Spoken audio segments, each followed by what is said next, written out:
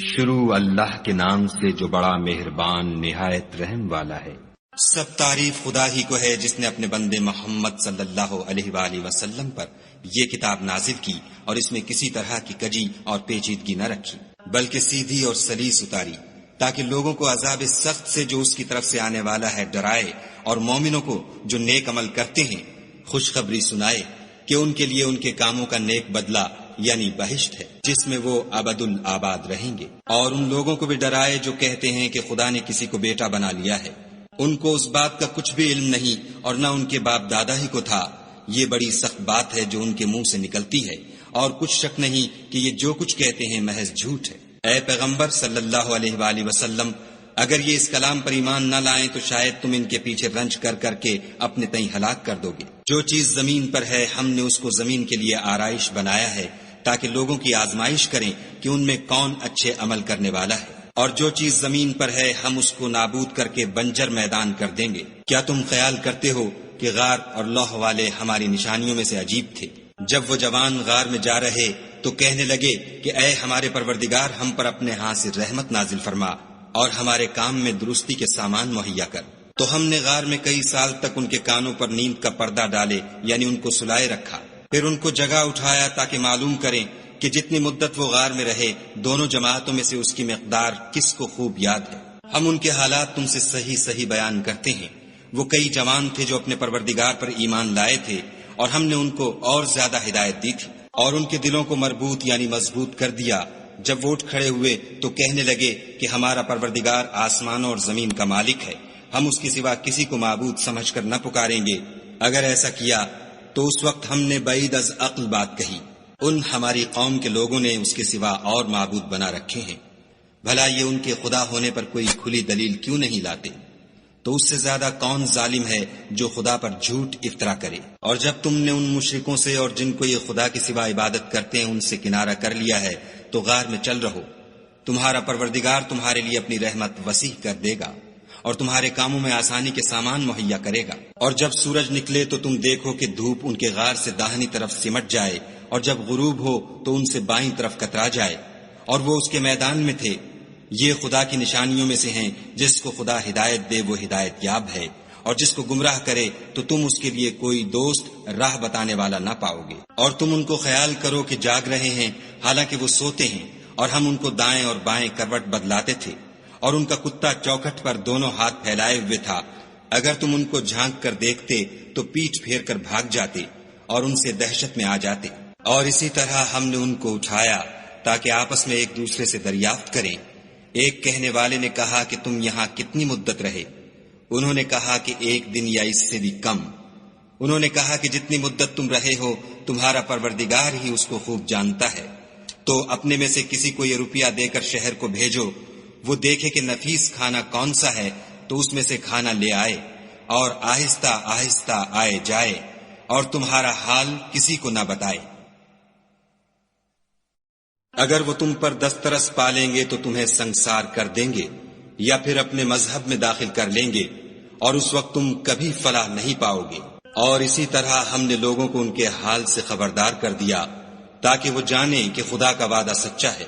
اور یہ کہ قیامت جس کا وعدہ کیا جاتا ہے اس میں کچھ شک نہیں۔ اس وقت لوگ ان کے بارے میں باہم جھگڑنے لگے اور کہنے لگے کہ ان کے غار پر عمارت بنا دو۔ ان کا پروردگار ان کے حال سے خوب واقف ہے۔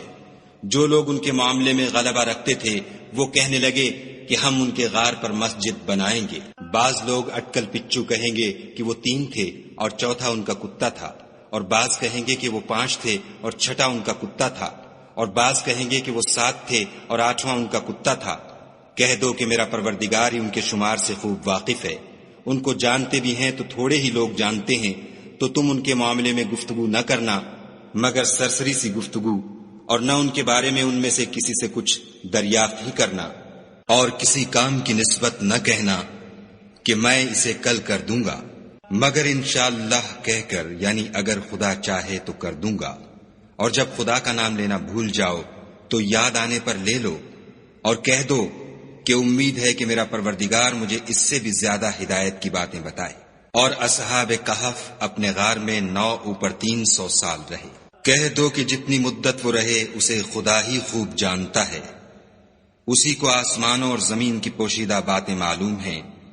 وہ کیا خوب دیکھنے والا اور کیا خوب سننے والا ہے، اس کے سوا ان کا کوئی کارساز نہیں،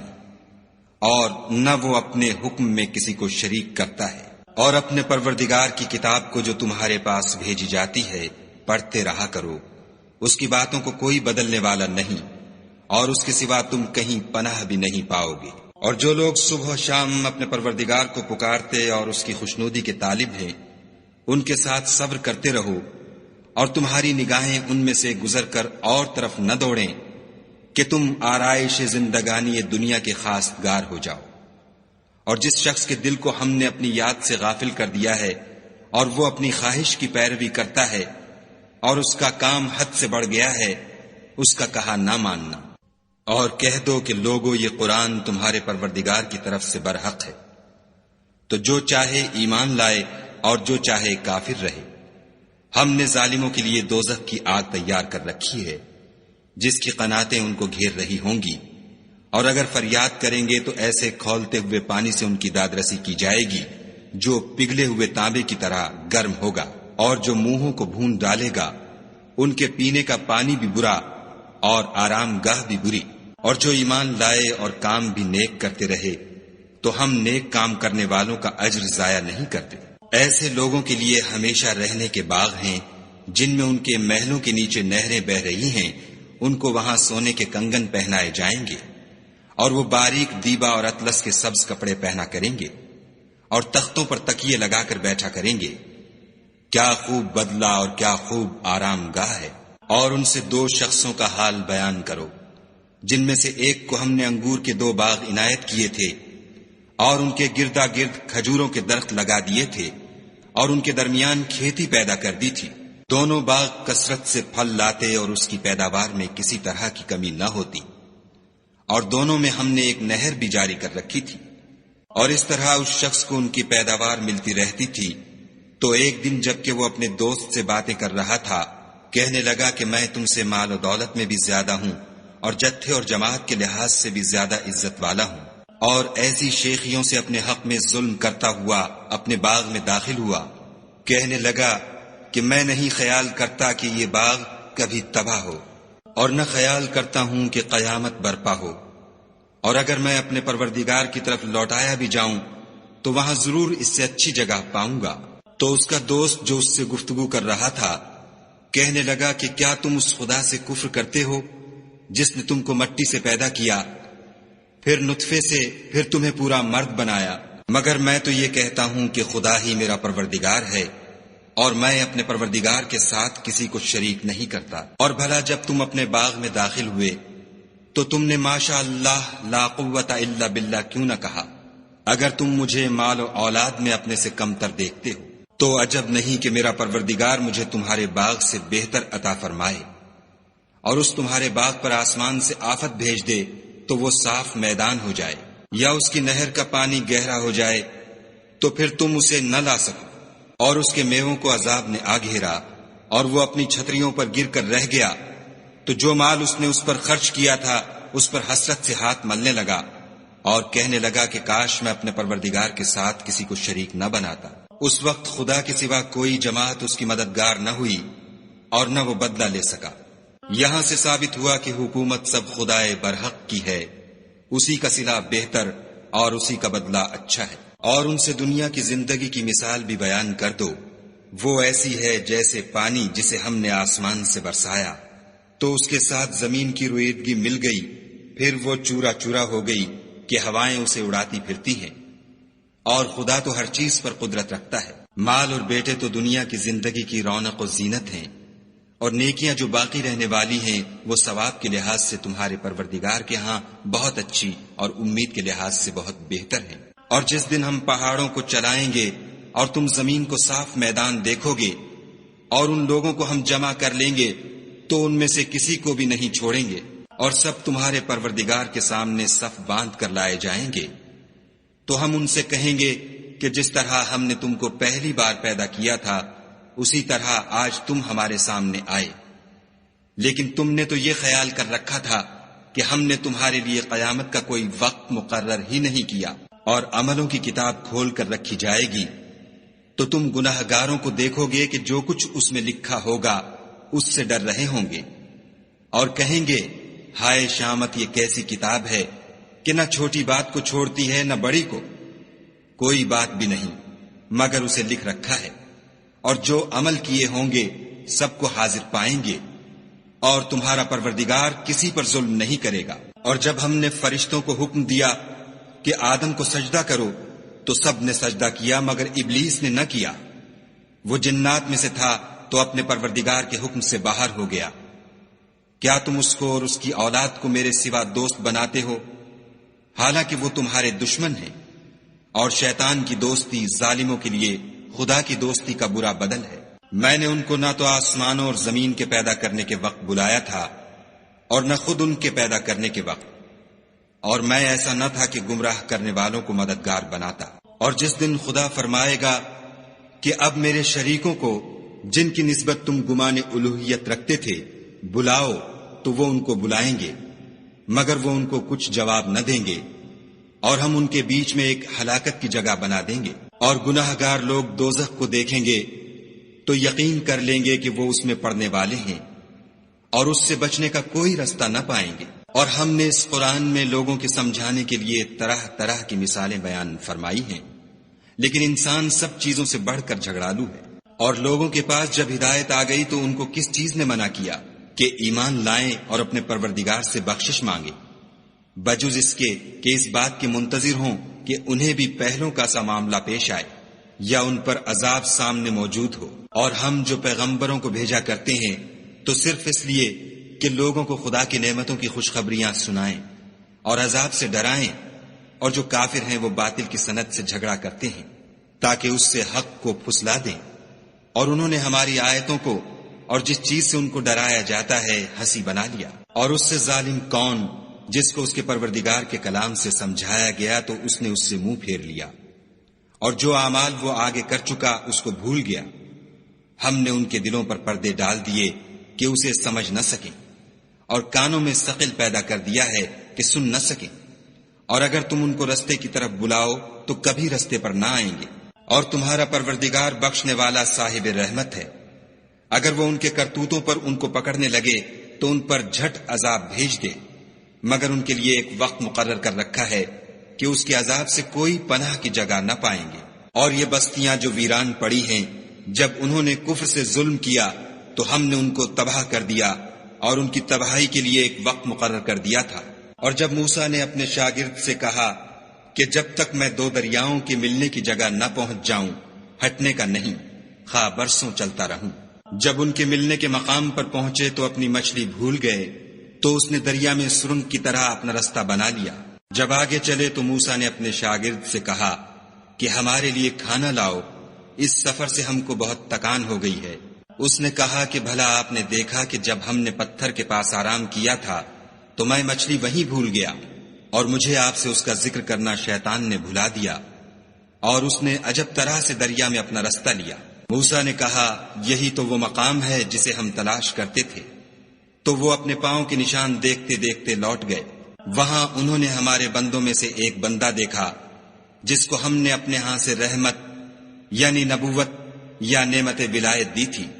اور اپنے پاس سے علم بخشا تھا۔ موسیٰ نے ان سے جن کا نام خضر تھا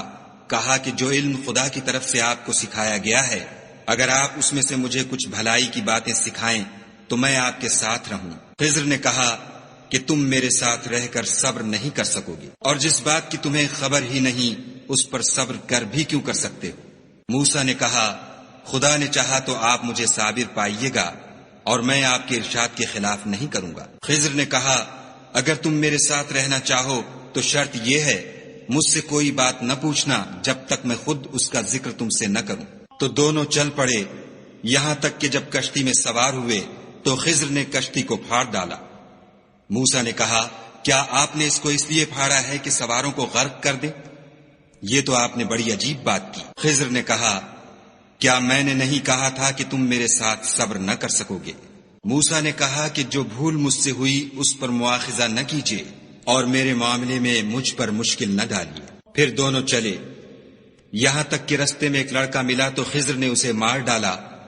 موسیٰ نے کہا کہ آپ نے ایک بے گناہ شخص کو ناحق بغیر قصاص کے مار ڈالا، یہ تو آپ نے بری بات کی۔ خضر نے کہا کیا میں نے نہیں کہا تھا کہ تم سے میرے ساتھ صبر نہیں ہو سکے گا؟ انہوں نے کہا کہ اگر میں اس کے بعد پھر کوئی بات پوچھوں یعنی اعتراض کروں تو مجھے اپنے ساتھ نہ رکھیے گا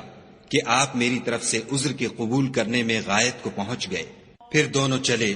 یہاں تک کہ ایک گاؤں والوں کے پاس پہنچے اور ان سے کھانا طلب کیا۔ انہوں نے ان کی ضیافت کرنے سے انکار کیا۔ پھر انہوں نے وہاں ایک دیوار دیکھی جو جھک کر گرا چاہتی تھی تو خضر نے اس کو سیدھا کر دیا۔ موسیٰ نے کہا کہ اگر آپ چاہتے تو ان سے اس کا معاوضہ لیتے تاکہ کھانے کا کام چلتا۔ خضر نے کہا کہ اب مجھ میں اور تم میں علیحدگی، مگر جن باتوں پر تم صبر نہ کر سکے میں ان کا تمہیں بھید بتائے دیتا ہوں کہ وہ جو کشتی تھی غریب لوگوں کی تھی جو دریا میں محنت کر کے یعنی کشتیاں چلا کر گزارا کرتے تھے، اور ان کے سامنے کی طرف ایک بادشاہ تھا جو ہر ایک کشتی کو زبردستی چھین لیتا تھا، تو میں نے چاہا کہ اسے عیب دار کر دوں تاکہ وہ اسے غصب نہ کر سکے۔ اور وہ جو لڑکا تھا اس کے ماں باپ دونوں مومن تھے، ہمیں اندیشہ ہوا کہ وہ بڑا ہو کر بد کردار ہوگا، کہیں ان کو سرکشی اور کفر میں نہ پھنسا دے، تو ہم نے چاہا کہ ان کا پروردگار اس کی جگہ ان کو اور بچہ عطا فرمائے جو پاک تینتی میں بہتر اور محبت میں زیادہ قریب ہو۔ اور وہ جو دیوار تھی سو 2 یتیم لڑکوں کی تھی جو شہر میں رہتے تھے، اور اس کے نیچے ان کا خزانہ مدفون تھا، اور ان کا باپ ایک نیک آدمی تھا، تو تمہارے پروردگار نے چاہا کہ وہ اپنی جوانی کو پہنچ جائیں اور پھر اپنا خزانہ نکالیں۔ یہ تمہارے پروردگار کی مہربانی ہے اور یہ کام میں نے اپنی طرف سے نہیں کیے، یہ ان باتوں کی حقیقت ہے جن پر تم صبر نہ کر سکے۔ اور تم سے ذوالقرنین کے بارے میں دریافت کرتے ہیں،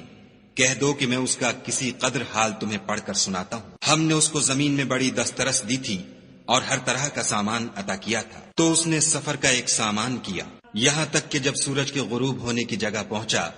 تو اسے ایسا پایا کہ ایک کیچڑ کی ندی میں ڈوب رہا ہے، اور اس ندی کے پاس ایک قوم دیکھی۔ ہم نے کہا ذوالقرنین تم ان کو خواہ تکلیف دو خواہ ان کے بارے میں بھلائی اختیار کرو، دونوں باتوں کی تم کو قدرت ہے۔ ذوالقرنین نے کہا کہ جو کفر و بد کرداری سے ظلم کرے گا اسے ہم عذاب دیں گے، پھر جب وہ اپنے پروردگار کی طرف لوٹایا جائے گا تو وہ بھی اسے بڑا عذاب دے گا، اور جو ایمان لائے گا اور عمل نیک کرے گا اس کے لیے بہت اچھا بدلہ ہے، اور ہم اپنے معاملے میں اس پر کسی طرح کی سختی نہیں کریں گے بلکہ اس سے نرم بات کہیں گے۔ پھر اس نے ایک اور سامان سفر کا کیا، یہاں تک کہ سورج کے طلوع ہونے کے مقام پر پہنچا تو دیکھا کہ وہ ایسے لوگوں پر طلوع کرتا ہے جن کے لیے ہم نے سورج کے اس طرف کوئی اوٹ نہیں بنائی تھی۔ حقیقت الحال یوں تھی اور جو کچھ اس کے پاس تھا ہم کو سب کی خبر تھی۔ پھر اس نے ایک اور سامان کیا، یہاں تک کہ 2 دیواروں کے درمیان پہنچا تو دیکھا کہ ان کے اس طرف کچھ لوگ ہیں کہ بات کو سمجھ نہیں سکتے۔ ان لوگوں نے کہا کہ ذوالقرنین یاجوج اور ماجوج زمین میں فساد کرتے رہتے ہیں، بھلا ہم آپ کے لیے خرچ کا انتظام کر دیں کہ آپ ہمارے اور ان کے درمیان ایک دیوار کھینچ دیں۔ ذوالقرنین نے کہا کہ خرچ کا جو مقدور خدا نے مجھے بخشا ہے وہ بہت اچھا ہے، تم مجھے قوت بازو سے مدد دو، میں تمہارے اور ان کے درمیان ایک مضبوط اوٹ بنا دوں گا۔ تو تم لوہے کے بڑے بڑے تختے لاؤ۔ چنانچہ کام جاری کر دیا گیا، یہاں تک کہ جب اس نے دونوں پہاڑوں کے درمیان کا حصہ برابر کر دیا اور کہا کہ اب اسے دھونکو، یہاں تک کہ جب اس کو دھونک دھونک کر آگ کر دیا تو کہا کہ اب میرے پاس تانبا لاؤ کہ اس پر پگھلا کر ڈال دوں۔ پھر ان میں یہ قدرت نہ رہی کہ اس پر چڑھ سکیں اور نہ یہ طاقت رہی کہ اس میں نقب لگا سکیں۔ بولا کہ یہ میرے پروردگار کی مہربانی ہے، جب میرے پروردگار کا وعدہ آ پہنچے گا تو اس کو ڈھا کر ہموار کر دے گا، اور میرے پروردگار کا وعدہ سچا ہے۔ اس روز ہم ان کو چھوڑ دیں گے کہ روئے زمین پر پھیل کر ایک دوسرے میں گھس جائیں گے، اور سور پھونکا جائے گا تو ہم سب کو جمع کر لیں گے، اور اس روز جہنم کو کافروں کے سامنے لائیں گے جن کی آنکھیں میری یاد سے پردے میں تھیں اور وہ سننے کی طاقت نہیں رکھتے تھے۔ کیا کافر یہ خیال کرتے ہیں کہ وہ ہمارے بندوں کو ہمارے سوا اپنا کارساز بنائیں گے؟ تو ہم خفا نہیں ہوں گے، ہم نے ایسے کافروں کے لیے جہنم کی مہمانی تیار کر رکھی ہے۔ کہہ دو کہ ہم تمہیں بتائیں جو عملوں کے لحاظ سے بڑے نقصان میں ہیں، وہ لوگ جن کی سعی دنیا کی زندگی میں برباد ہو گئی اور وہ یہ سمجھے ہوئے ہیں کہ اچھے کام کر رہے ہیں۔ یہ وہ لوگ ہیں جنہوں نے اپنے پروردگار کی آیتوں اور اس کے سامنے جانے سے انکار کیا، تو ان کے اعمال ضائع ہو گئے، اور ہم قیامت کے دن ان کے لیے کچھ بھی وزن قائم نہیں کریں گے. یہ ان کی سزا ہے یعنی جہنم، اس لیے کہ انہوں نے کفر کیا اور ہماری آیتوں اور ہمارے پیغمبروں کی ہنسی اڑائی. جو لوگ ایمان لائے اور عمل نیک کیے ان کے لیے بہشت کے باغ مہمانی ہوں گے، ہمیشہ ان میں رہیں گے اور وہاں سے مکان بدلنا نہ چاہیں گے. کہہ دو کہ اگر سمندر میرے پروردگار کی باتوں کے لکھنے کے لیے سیاہی ہو تو قبل اس کے کہ میرے پروردگار کی باتیں تمام ہوں سمندر ختم ہو جائے، اگرچہ ہم ویسا ہی اور اس کی مدد کو لائیں. کہہ دو کہ میں تمہاری طرح کا ایک بشر ہوں، البتہ میری طرف وہی آتی ہے کہ تمہارا معبود وہی ایک معبود ہے. تو جو شخص اپنے پروردگار سے ملنے کی امید رکھے چاہیے کہ عمل نیک کرے اور اپنے پروردگار کی عبادت میں کسی کو شریک نہ بنائے.